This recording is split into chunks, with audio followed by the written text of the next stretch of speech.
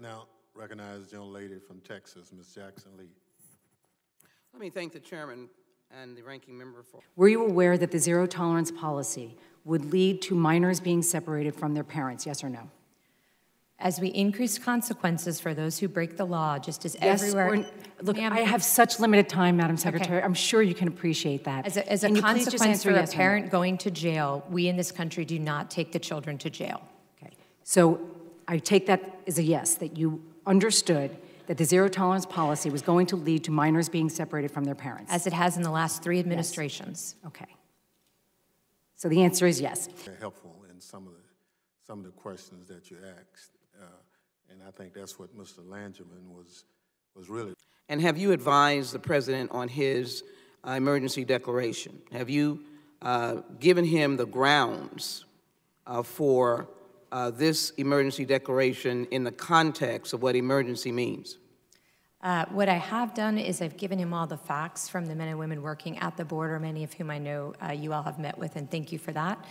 So what I do is I give him the operational reality. Here's what we're facing, here's what we're seeing, here are the facts. By my read of it, it is an emergency, it is a dual crisis. That's the information I provide. Well, if there's any data that you have given him in particular, I'm going to request that it be made available to this committee, whether in a classified section or not, in writing.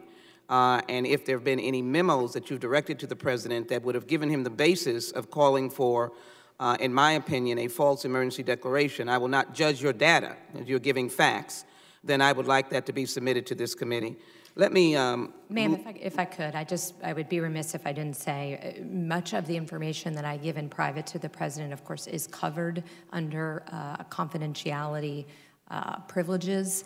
We're happy to give you any information that we work on from the operators. We're very transparent. Most of that information, as you know, is published on our website. Happy to give you that, but I would not be able to speak to any particular conversation I had with the president. Well, I will not dwell on that. I will leave this to the chairman of the full committee on the question of confidentiality. I think members of Congress are due classified information, and there's a question of confidentiality or privilege. I'm not sure what you're exerting here, but I would offer that... It's not mine to exert or right. waive. So I would say that I would want the material that you had provided to the President of the United States to make his decision. I commend you for that. HSI has done an outstanding job. FBI, Justice Department are working